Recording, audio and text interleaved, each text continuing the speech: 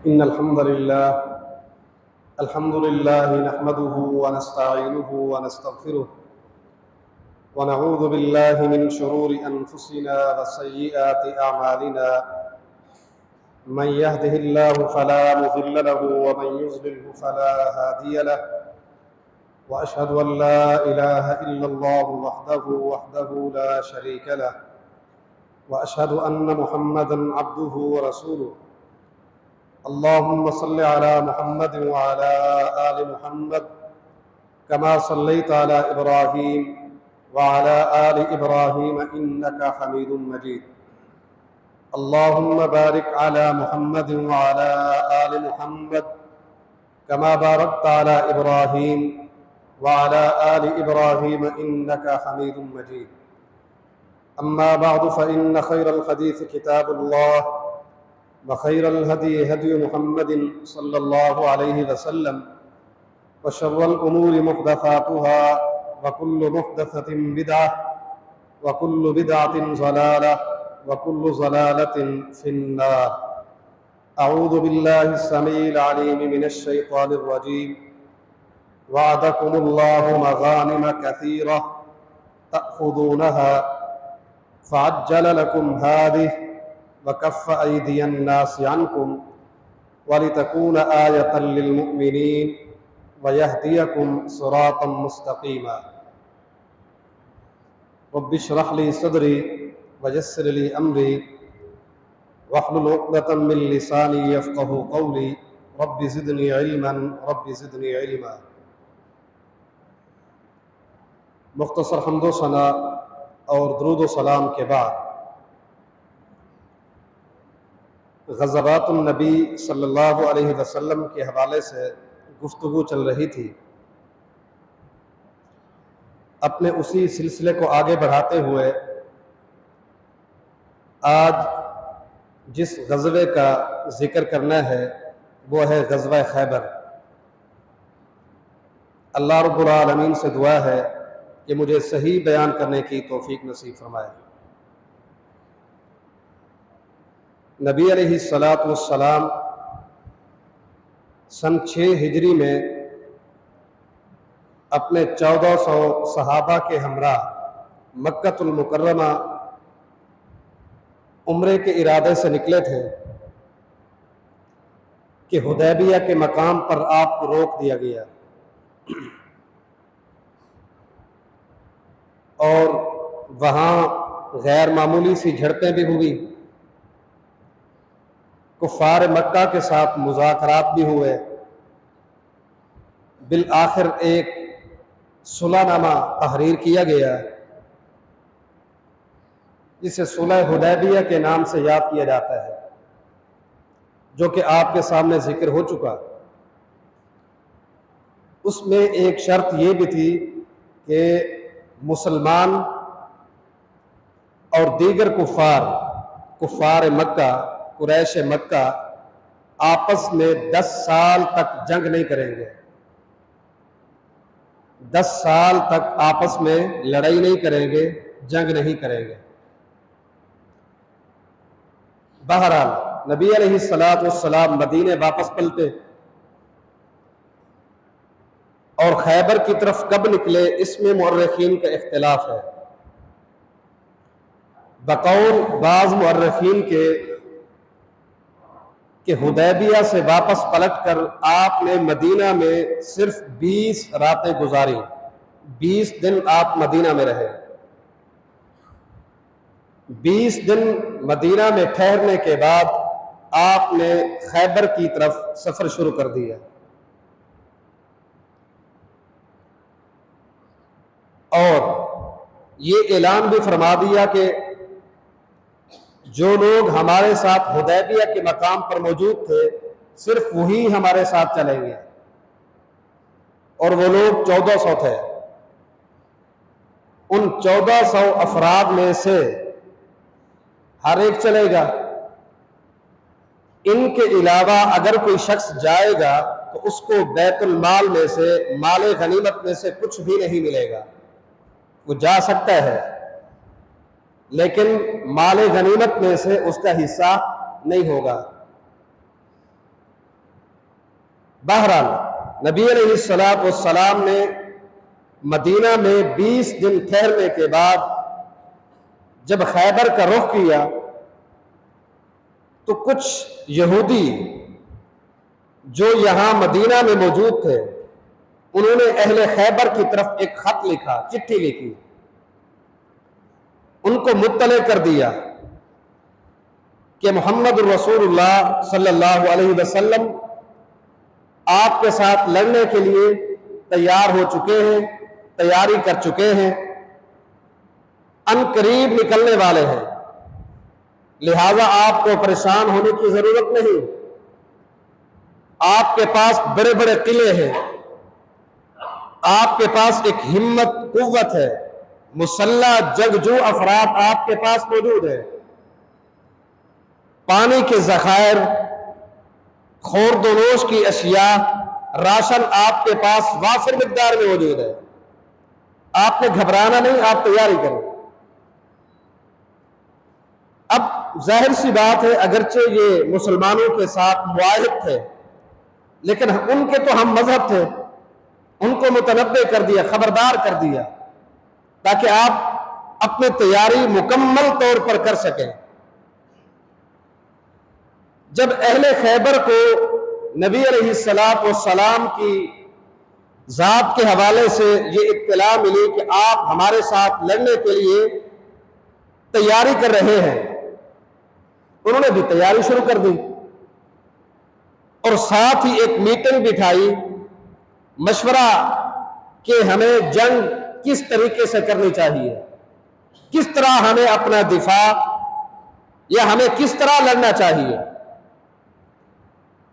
कुछ यहूदियों की राय ये थी कि हमें अपने किलों में, अपने घरों में महसूर रहकर मुसलमानों के साथ लड़ना चाहिए, क्योंकि ये हमारे घर हैं, महफूज मकामात हैं, महफूज किले हैं, हम आसानी के साथ इनका मुकाबला कर सकेंगे। एक दूसरी राय ये थी कि किलों में, अपने घरों में रहकर लड़ने की बजाय हमें बरसरे मैदान लड़ना चाहिए, मैदान में निकलना चाहिए। जबकि तीसरी राय ये थी कि ना हम अपने घरों में रहें, ना बरसरे मैदान आए, बल्कि देखते ही देखते हम मदीना पर हमला कर दें, हम खुद इकदाम कर लेते हैं। दिफाई पोजीशन इख्तियार करने की बजाय हमारी पोजीशन इकदामी हो जाए तो ये बेहतर होगा।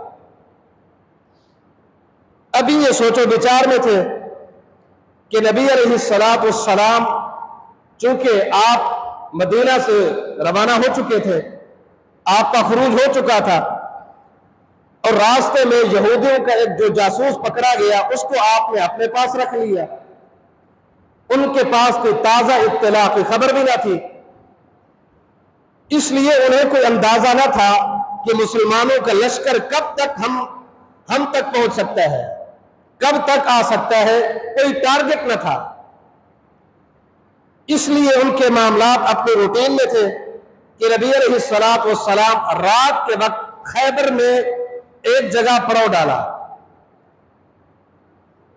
और मामूल यह था कि रात के वक्त हमला नहीं होता था, हमला सुबह होता था।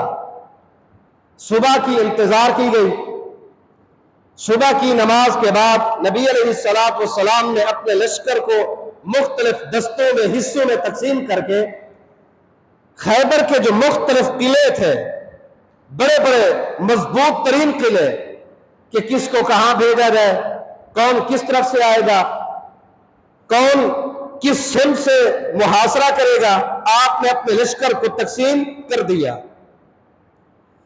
अब ये दाखिल हुआ ही चाहते हैं कि देखा सुबह सुबह का वक्त है और अहले खैबर अपने हथियार लेकर अपने कारोबार, अपनी तिजारत के, अपनी काश्तकारी की घर से, अपने घरों से निकल पड़े। अचानक मुसलमानों को देखा तो हवास बाख्ता हो गए, चीखने लगे कि मोहम्मद ने हमला कर दिया है सल्लल्लाहु अलैहि वसल्लम। जब इस चीखो पुकार की आवाज सुनी तो आपने कहा अल्लाहु अकबर, अल्लाहु अकबर। 3 बार कहा और आगे कहा खारिबत खैबर, खैबर हलाक हो गया। इन्ना इज़ा नज़लना बिसाहति कौमिन फस्साअ सबाहुल मुनज़रीन, जब हम सुबह के वक्त किसी कौम पर हमला करते हैं तो उनके लिए खैर नहीं होती। ये आपको बता दिया जा चुका है कि मुसलमानों की तादाद कितनी है, 1400, और यहूदियों के जो मुसल्ला और जंगजू अफराद हैं उनकी तादाद 10,000 है। और तारीख याकूबी की रिवायत के मुताबिक उन मुसल्ला अफराद, उन जंगजू जो उनके मर्द थे, उनकी तादाद 20,000 है।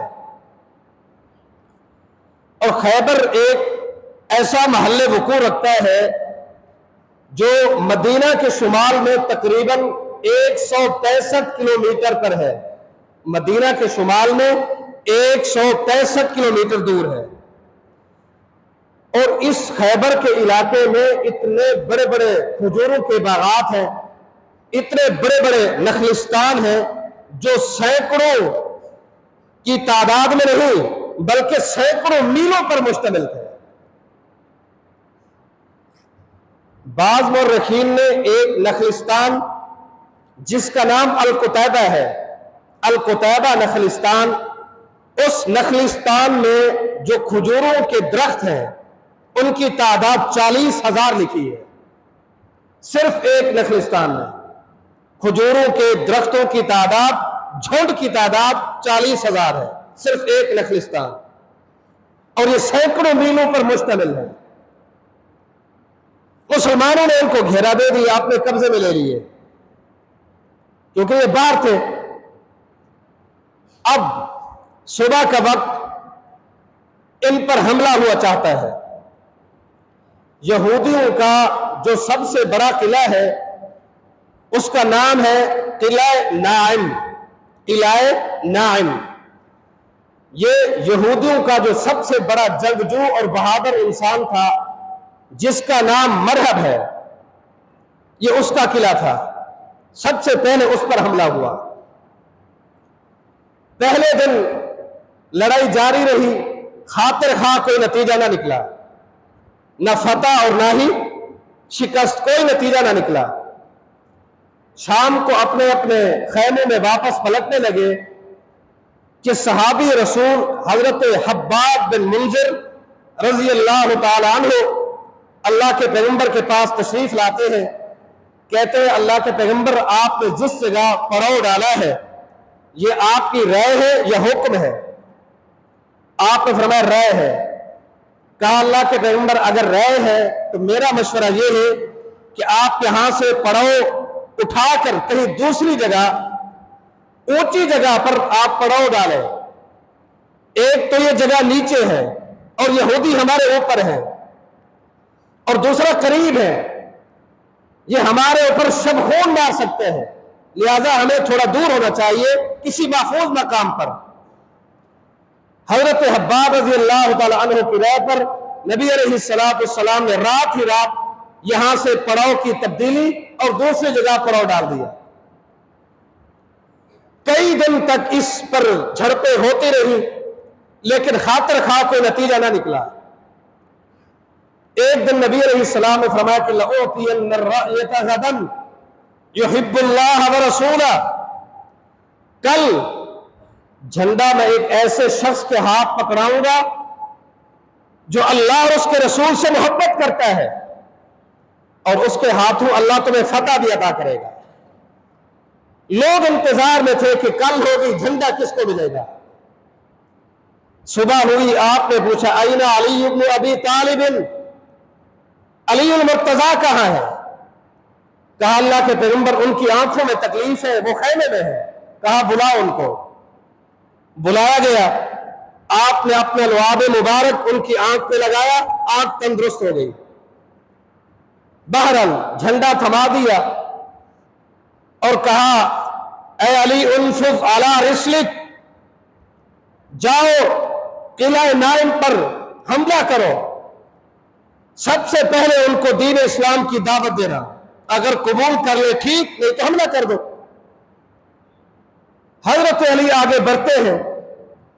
यहूदियों का सबसे बड़ा जो बहादुर और जंगजू इंसान है मरहब, आगे निकला, ललकारा, अपनी बहादुरी बयान करते हुए उसने कुछ अशार भी कहे, जिसके जवाब में हजरत अली ने भी कहा था, अनल्लज़ी सम्मतनी उम्मी हैदरा कलैसी गाबातुल करीहिल मंजरा ऊफीहिम बिसाइल कैलल मंदरा।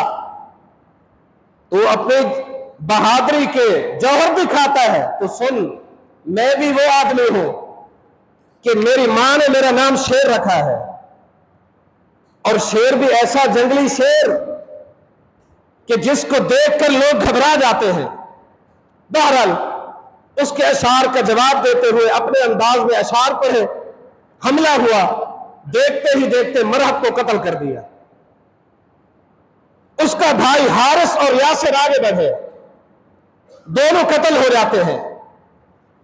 और इसी किले पर जो हमला हुआ उसमें यहूदियों के 2 बड़े सरदार और भी मारे जाते हैं। 3 बड़े बड़े सरदार यहूदियों के मारे जाते हैं। नतीजा शिकस्त फाश, मुसलमानों को अल्लाह ने फतह अता कर दी, क्योंकि इनके जो बड़े बड़े जंगजू जो एक नामवर बहादुर थे वो कत्ल हो गए। इनकी रीढ़ की हड्डी टूट चुकी थी, किले को छोड़कर भाग गए और किले जुबैर में जाकर छुप गए। किले जुबैर में ये किला नाइम अल्लाह ने मुसलमानों के हाथ, अल्लाह ने इनको फतह दे दी। नबी अलैहिस्सलाम ने पीछे पलटने की बजाय हुक्म दिया कि किला जुबैर का मुहासरा किया जाए। किला जुबैर का मुहासरा किया गया। वहां यहूदियों ने अपने किले में छुप कर रहने की बजाय दरवाजों को खोलकर अलल ऐलान बाहर निकले, मुसलमानों को ललकारा। मुसलमान भी आगे बढ़े, 1-2 मुसलमान भी शहीद हो जाते हैं, लेकिन इस कदर अपने बहादुरी के जौहर दिखाए कि यहूदी मजबूर हो गए कि अपने किलों में जाकर अंदर छुपकर अपने दरवाजे बंद कर दें। लेकिन उन्हें क्या मालूम कि मुसलमानों के पास कितनी अल्लाह ने हिम्मत और कुव्वत रखी है।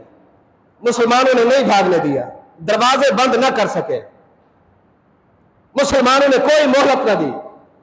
नतीजा किले जुबैर को छोड़कर भाग जाते हैं। दूसरा किला भी फतह हो चुका, मुसलमानों के हाथ आ चुका है। अब जिस किले में ये जा छुपे हैं उसका नाम किला उबई है। किला उबई ये वो किला था जिस किले के ताल्लुक से यहूदियों को अपने ऊपर घमंड था कि अगर कई महीनों तक मुसलमान हमें मुहासरे में रखें तो हमारी खुराक अंदर मौजूद है, हमारा पानी का इंतजाम भी मौजूद है, हम कई महीनों तक अपने किले में रहकर इनके साथ लड़ सकते हैं, दिफा कर सकते हैं। बहरहाल किले का मुहासरा हो जाता है। हर तरह की तरकीब इख्तियार करने के बाद कोई नतीजा नहीं निकलता। अल्लाह की कुदरत ऐसी कि एक यहूदी शख्स जिसका नाम गज्जाल है, यहूदी है गज्जाल, उसी किले से निकलकर मुसलमानों के लश्कर में आता है, नबी अलैहिस्सलाम से बातचीत करता है। कहा कि अल्लाह के पैगंबर, आप इस किले को किसी भी सूरत फतह नहीं कर सकते, आपकी मजाल ही नहीं कि आप इस पर हमला कर सकें। क्यों? इनके पास इस कदर पानी के जखीरे, राशन, अशिया खोरदोनोश मौजूद है कि कई महीनों तक ये खा पी सकते हैं, और ये सारा सामान इन्होंने इसी वक्त के लिए, जंगी हालात के लिए खास कर रखा है। मैं आपको राज दे सकता हूं, मेरी एक शर्त है। शर्त यह है कि अल्लाह आपको फदाता करे, मुझे मेरा माल, मेरी जान बख्शी जाए। मेरा माल मुझे आप दे दे, मेरी जान बख्शी जाए, मुझे कत्ल ना किया जाए, मैं आपको राज देता हूं। नबी अलैहिस्सलाम ने फरमाया, ठीक है, तुझे कोई बंदा कुछ भी नहीं कहेगा, तेरा माल भी तेरा रहा, बताओ। उसने कहा कि इनका जो राशन है वो फला फला जगह है, अलबत्ता इनके जो पानी के चश्मे हैं वो किले से बाहर है। मैं आपको पानी के चश्मों पर ले जाता हूं, आप इनका पानी रोक ले, पानी बंद कर दे। जब पानी बंद हो जाएगा, अब दो ही सूरतें होगी, या हथियार डाल देंगे या किले के दरवाजे खोल देंगे। बात तो ठीक थी, रात का वक्त था, यह गज्जाल यहूदी मुसलमानों के एक जमात को लेकर पानी के उन चश्मों तक जा पहुंचता है। मुसलमानों ने पानी के उस चश्मे पर कब्जा कर लिया, वहां उनकी जो आमद रफ्त का सिलसिला था वो खत्म हो गया। अब जाहिर सी बात है, जो पानी नहीं पिएगा तो क्या होगा। नतीजा ये निकला कि उन्होंने अंदर रोककर मुकाबला करने की बजाय दरवाजे खोले और मुसलमानों पर हमला कर दिया।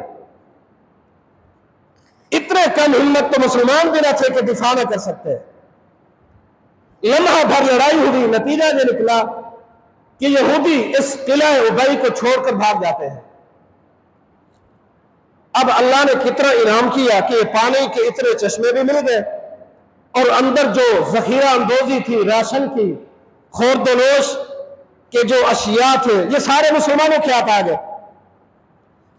ये सबसे बड़ा उनका जो घमंड वाला किला था वो अल्लाह ने मुसलमानों को अता कर दिया। अब इसी खैबर का जो सबसे मजबूत तरीन और आखिरी किला था, सारे यहूदी वहां जमा हो जाते हैं। इस किले का नाम है किला नज़ार। किला नज़ार ये इस एतबार से मजबूत था कि पहाड़ की चोटी पर था। अब पहाड़ पर चढ़ना, पहाड़ की चोटी पर जाना एक लश्कर के लिए बहुत ही मुश्किल है। अगर इनफरादी तौर पर कोई चढ़ेगा तो सामने वाले मुकाबला करेंगे।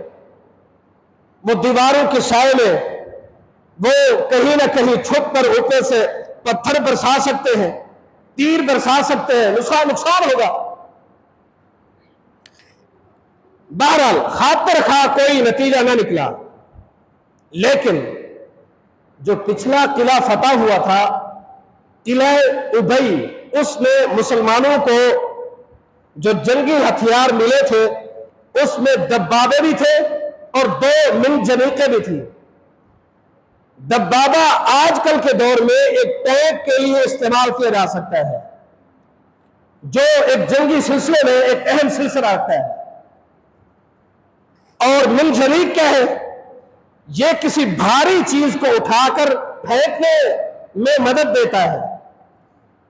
जिस तरह हमारे यहां ये राइफल है, पिस्टल है, उसके जरिए आप गोली मारते हैं तो बहुत दूर तक चली जाती है। या देहातों में गुलेर इस्तेमाल की जाती है, जानवरों को या पक्षी परिंदों को शिकार करने के सिलसिले में वो बहुत मददगार साबित होती है। तो मिनजनीक के जरिए बड़े बड़े भारी भरकम पत्थर उठाकर मुखालिफ लश्कर पर फेंके जाते थे। वहां से 2 मिनजनीकें भी मिली, वो उठाकर मुसलमानों ने इस किला नज़ार की साइड पे उनको मजबूत तरीके से काबू कर दिया। बड़े बड़े भारी पत्थर उठाकर उस मिनजनीक की मदद से उनकी दीवारों पर मार मार के उनकी बुनियादों को खोखला कर दिया। दीवारों में शगाफ पड़ गए, इतने शगाफ पड़े कि मुसलमान अंदर दाखिल हो जाते हैं। इमारत खोखली हो चुकी है, बुनियाद ही नहीं है। अब जब मुसलमान अंदर दाखिल हुए तो यहूदी कहां जाएंगे? भाग गए और इस कदर हवास बाख्ता होकर भागे कि 2000 के करीब अपने बच्चे और औरतों को छोड़कर भागे थे। 2000 के करीब अपनी औरतों और बच्चों को छोड़कर भाग गए।